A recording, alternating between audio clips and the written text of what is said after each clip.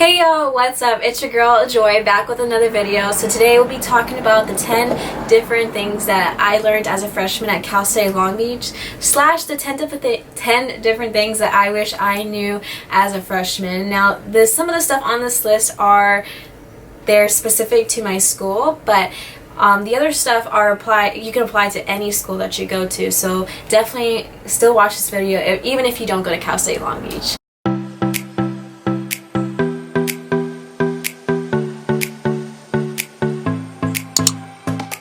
So I do want to put a disclaimer out there, apologize that my videos are back to back. Some of these videos were supposed to be uploaded in June, and so I'm kind of behind schedule, so that's one of the reasons why.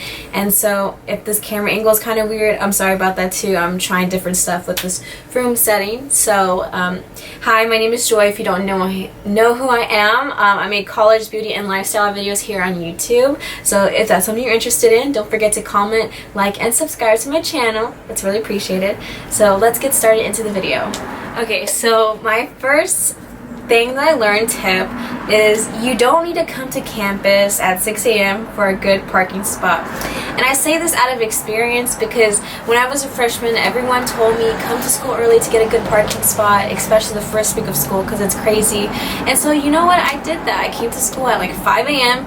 got a parking spot. All right, there was like nobody there but maybe like 5 people, and I realized as over time as a commuter student that coming to school this early was not beneficial to me nor my sleep, and I just couldn't deal with it anymore. The parking lots are labeled different things. So parking G1 is supposedly the best parking student for students because it's the closest to upper campus. Now the thing is, most of the actually almost all the parking spots for students are in lower campus, and lower campus you don't really have a lot of classes there. Almost all your classes are going to be in upper campus, and the only parking spots that are near your classes in upper campus are for staff and like teachers and people who work on campus, you know. So you do have to walk quite a bit away regardless of where you park. Now obviously some parking spots are better than others, like G1 is definitely better than like G7 or 8, but the thing is, in order to get a parking spot at G1 you have to get there super early. If you want to get a spot there, you have to arrive by like 6:40 a.m.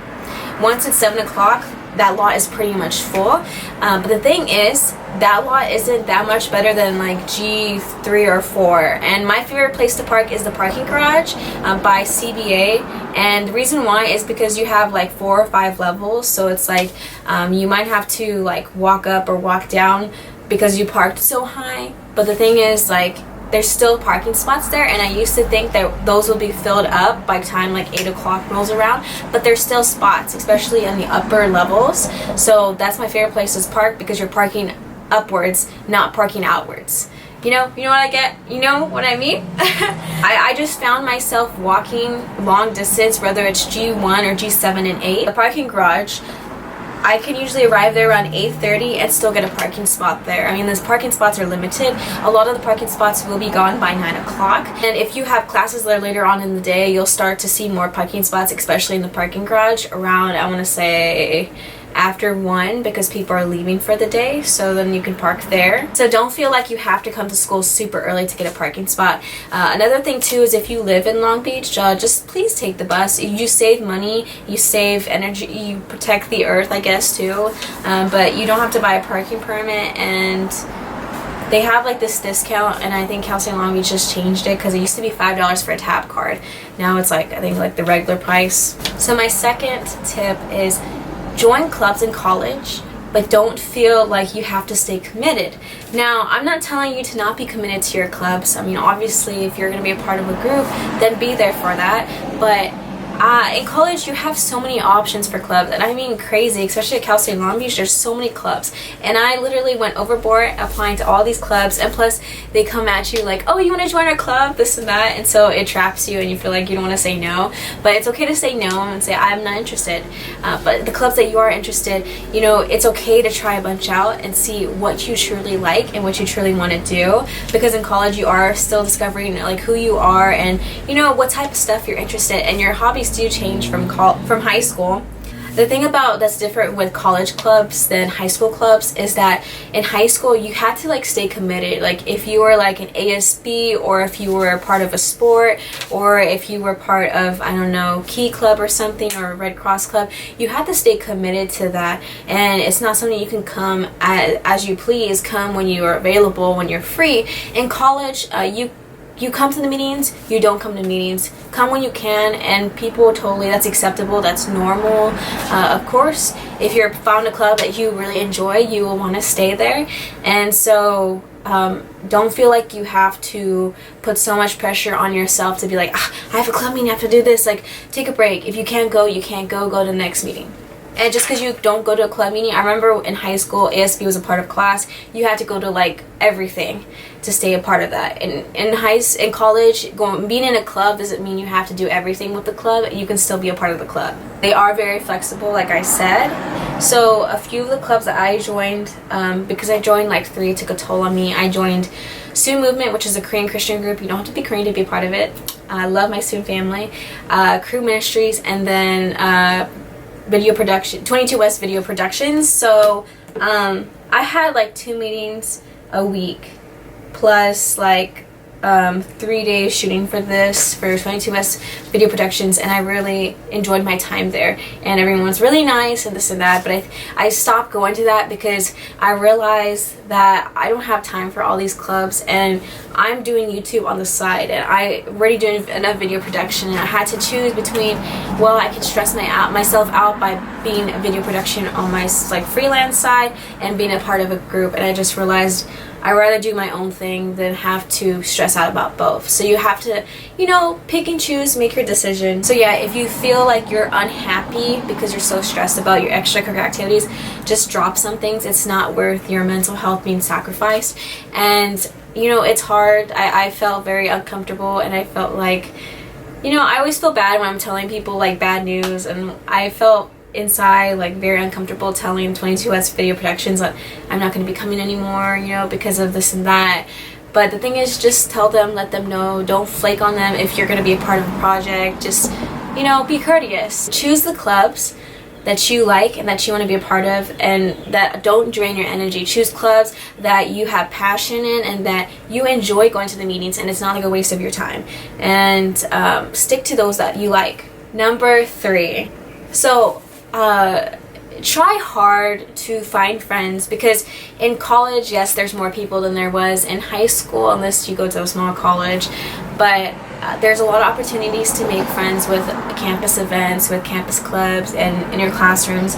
And you will realize that in college it's a lot harder to make friends with your classmates, because half the time classmates don't care. They just don't even want to be there. And 2, you don't really do group project. You don't do as much group projects or group things to get to know each other as you did in high school. And it's just a different atmosphere. I remember the first class I had at college, no one was talking in the seminar room, and I was just like, this is weird. It's so quiet. Like, I could literally hear crickets in the room. So one thing I really regret is not trying to get to know my classmates as much. There was only a few classes where I actually knew one person and talked to them and actually follow them on Instagram. But for the other people, we just didn't get to know each other, and I wish I had a better attitude with that. So not only join clubs, that's where you're going to make most of your friends, but also try and get to know your classmates, because those people might be in your other classes, especially if they're in your major. Definitely in college, I think a lot of people are less friendly than they are in high school, and I don't mean that they're going to be mean or anything. I think just that they expect other people to reach out to them first, so you kind of have to be that bigger person, make the move, because most people aren't going to come up to you and want to be your friend first in college. Number 4. So if you don't know, I am a commuter student, so I commute 20 miles. I live in Whittier. I used to live in Long Beach, so I commute 20 miles one way, 40 miles round trip. And commuting is not the easiest thing in the world, let me tell you. So I made the mistake of scheduling 8 a.m. classes 4 days in a row, Monday through Thursday. And the reason why I did that is in order to get out of school by 1:50. That way I can miss traffic going back home. But the thing is, it's super difficult to do that, and I highly recommend anyone who's commuting, because you have to think, yeah, 8 a.m. is not that early for school, like considering what you woke up in high school. But if you're commuting, you have to get up, get ready, you have to prepare and drive it and prepare for the traffic ahead of you in the morning. So you end up having to wake up at like 6 and 5 o'clock, and that's really difficult to do every day and like 4 days in a row. And I found myself so tired and sick of life, and I just like, honestly, I'm not one for suicide, but I was like, why did I do this to myself? I'm literally dying. And also, I was late to class like almost every day last semester because I couldn't wake up on time. I was so tired. So my best advice for those of you who can't wake up early and those of you that are commuting is to schedule your classes at like 9:30, because that's decent, because when you can leave later from your house and you won't hit as much traffic, because all the rush hour traffic is usually from like 6 to, I want to say like 7, 8. So you'll hit less traffic going in the morning. I mean, depending where you're coming from or going from. So yeah. And you pick your battle. Do you want to hit traffic in the morning? Do you want to hit traffic in the evening? So sometimes I feel like traffic in the morning is better than in the evening because you're so tired and you just want to go home. But if you're not a morning person, definitely do not choose 8 a.m. classes 4 days in a row. Maybe 2 days in a row is fine, but definitely don't do 4 days in a row. Number 5. Take advantage of all the free events at CSULB. So I'm sure this is not Cal State Long Beach only in general, but colleges, especially my college, offer a lot of free events during the year. That could be dog therapy, that could be Smorgasbord, which is an event they have every fall at the beginning of the school year. Let's say there is homecoming, where there's a bunch of like free like games and this and that. Sports games are free to students. What else? There's a bunch of like free like workout events at the rec, so take advantage of that. They are free, so you know, it's expensive to hang out and do stuff in college.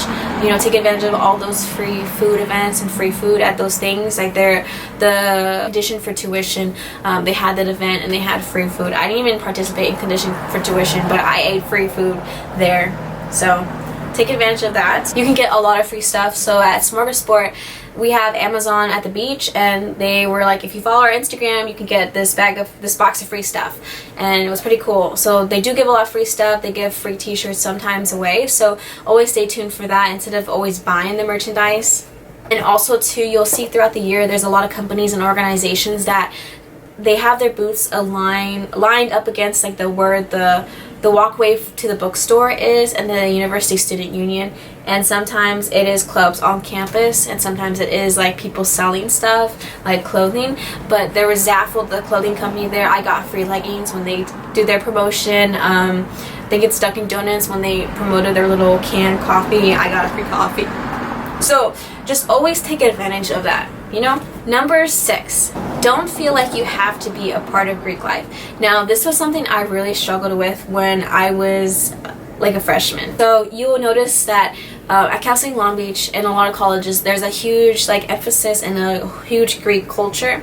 And there on Cal State Long Beach, if you're a Christian, there's a Christian fraternity and sorority, and I thought about joining it because I wanted like that sisterhood and everything, but my dad didn't really feel comfortable with me joining that, so out of respect for him, I didn't join. And thankfully I didn't, because I don't have time for that. Greek life does take a bunch of your time away. I can't really speak from first-hand experience, just from second-hand experience, because I know a lot of people in Greek life. So if you personally don't want to join Greek life, or you're not sure of it, you know, figure it out on your own. Like, talk to the people. There's different organizations based off your major, based off like your interests and what the heck. But don't feel like you have to be a part of it, because you'll realize that like on your Instagram feed, almost everybody seems like they're joining a fraternity or a sorority, and you can feel like you're missing out. I certainly did, and feel like you're less than because you're not part of this organization, and that's their prerogative, and that's totally fine, and you don't have to be a part of that if you don't want to. But don't feel like you have to be pressured into doing those things if that's not your interest. If it is, go ahead. So me speaking out about my experiences with that, you know, yeah, so don't feel like you have to join it. Part of it too, like some people can't join it because of the financial aspect of it, paying like the fees and paying for, you know, like gifts and like dresses and stuff. And you know, I personally, like, I'm well off, but I could not do that on top of everything else I was doing, so financially, like, it didn't make sense for me. I would have to work more hours. Point is, just do things that you're passionate about, and don't do things because you feel like other people are doing it, because at the end of the day, you're going to be very unhappy. Do Greek life if you want to do Greek life, but if that's not you. I'm personally, you know, I know that part of Greek life is like party culture. I don't party, so I feel like I would be very like, I would be like a wallflower at a party, you know? So just do you. Number 7, invest in a bike, skateboard, scooter, because it will cut your campus like walk time. A lot of people do bring bikes and they do bring scooters, and there's actually like those bird scooters that you can rent that are electronic, that are usually in very inconvenient places. So they do help. There is a campus policy of like, there's a lot of the area on campus you're not supposed to use it, but people still ride their bikes and stuff and their skateboards in those areas, and I feel like no one does anything about it.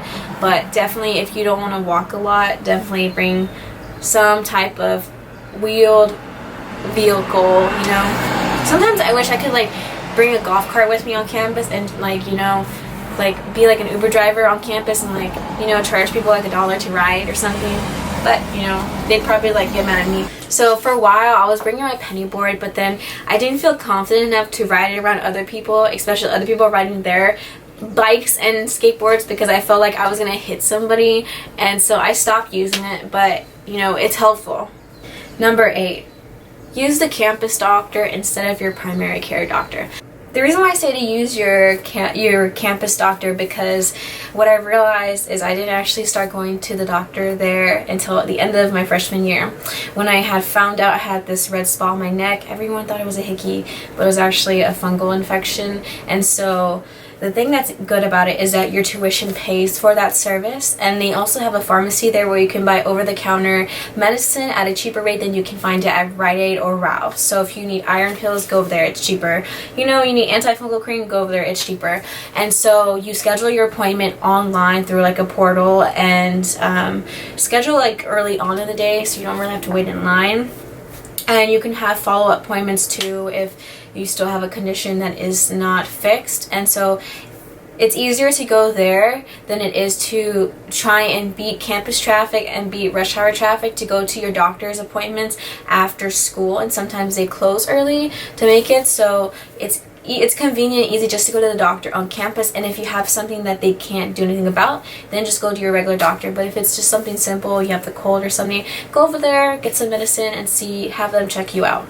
Number 9, don't take classes that you aren't passionate about or that you don't want to commit to. So in college, it's all about learning stuff, learning who you are, learning what you want, and it's really important to learn all the stuff and gain the skills that you need and want in life. That way you don't have to go back to school when you're older and you have more responsibilities in life. So, but the thing is that you can go way overboard. If you're like me, you're like a crackhead when it comes to learning things. And so I personally, you know, I like learning languages. I am intermediate in Spanish. I learned it in high school.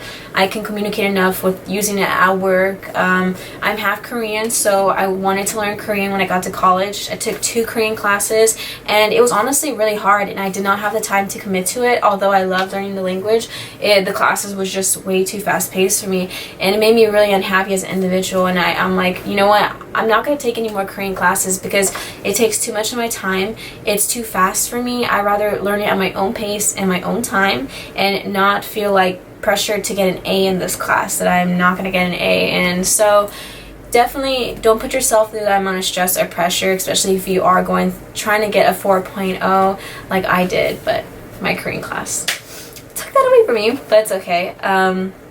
So just keep that in check, and you know, challenge yourself. But also, it's like, I don't like math doesn't like me, and it's really hard for me. In order for me to do well, I have to work extremely hard. And so when I got to college, I was only going to take one math class and that's it. In high school, I had the attitude of challenging myself, and it's good to challenge yourself, but sometimes you have to think, is it really worth it to challenge myself by taking a math class when I know I'm going to be unhappy, and when I know I'm going to be stressed, and when I know I'm going to spend almost all my time invested in this class of a skill that I really don't even need or want. So just keep that in check. College is about choosing classes that you want to take I mean, of course you have your major requirements and your GE requirements, but take the classes you want. Substitute your GEs for classes that are easier for you or that you are interested in, or stuff that can pertain more to your life and your major. Don't just take any random class. You know, be specific about it, because that will impact your semester. Number 10. Now, I didn't order this in any type of way, like this is not like 1 through 10, like which is the worst, which is the best, but number 10 is don't intern during the semester. So if you're a freshman, don't think that internships are only for people who are juniors and seniors in college, because you want to intern right away. It's competitive out there, so you want to make sure your resume is backed up with internships. People want to see experience. So the hard thing about getting an internship when you're younger is that a lot of the internships are directed towards people who are older, as far as in who can take the internship. And also too, you don't know a lot of the skills in your major yet to apply to an internship. But I highly recommend, if you can get an internship as a freshman or a sophomore, then definitely do it, because those skills will help you and make you like better at the classes later on. So you're kind of doing it backwards if you intern early on, but you learn all these skills where you're more advanced than some of your classmates who didn't. Now, I interned from the winter break all the way to the end of my spring semester my freshman year, and I gained a lot of experience from that. I learned a lot, and my editor and all the people at the Center Tribune were amazing. If you're journalism major, I have videos on that. Check it out. I'll link it down below. But I definitely don't think that I should personally intern during the semester, regardless of where it's at, because I know that I get stressed out very easily and I can't handle a lot of responsibilities, and it was really hard producing content for a newspaper and for my YouTube channel and doing school and working and having a boyfriend and having family and doing house chores. So I kind of burned out on the inside. So that's why I say don't intern during the semester, because when you're interning during the semester, if you also have to work, you're going to realize that you're going to be constantly working around the clock.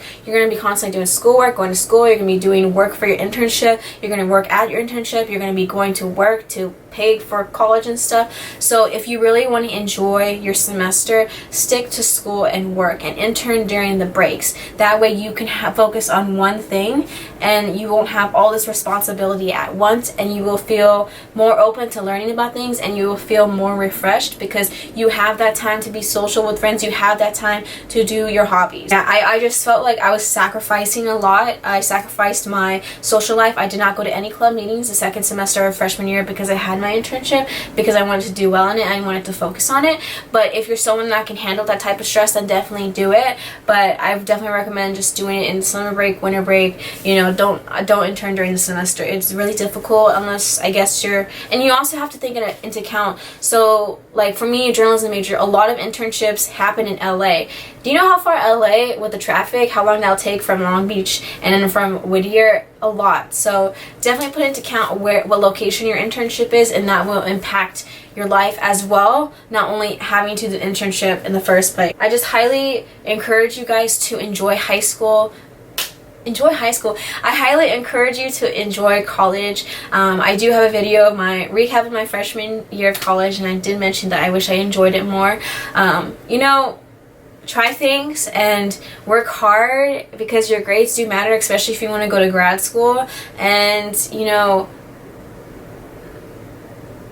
be out there updating your LinkedIn profile, your resume. It's never too early to start these things, but don't let it consume you or overwhelm you, and you still want to enjoy your time in college, because this is the last like 4 or 5 years that you have to really like be youth and not have all the responsibilities. And my dad kept telling me, because I originally wanted to graduate in 3 years because I could, he's like, you know, you don't want to do that. Like, this is like your time to not have all these responsibilities. You're the one putting the pressure and stress on yourself. And I kind of realized, you know what, you're right, and I don't want to do that. So that's what I have to say to you guys. I will be making more college videos, especially in August. I'll have like a whole college series about how to get scholarships or the University Honors Program at Cal State Long Beach, stuff like that. And I do have a campus reel video about Cal State Long Beach if you're interested. And so thank you for watching this video, and you know, may God bless you all.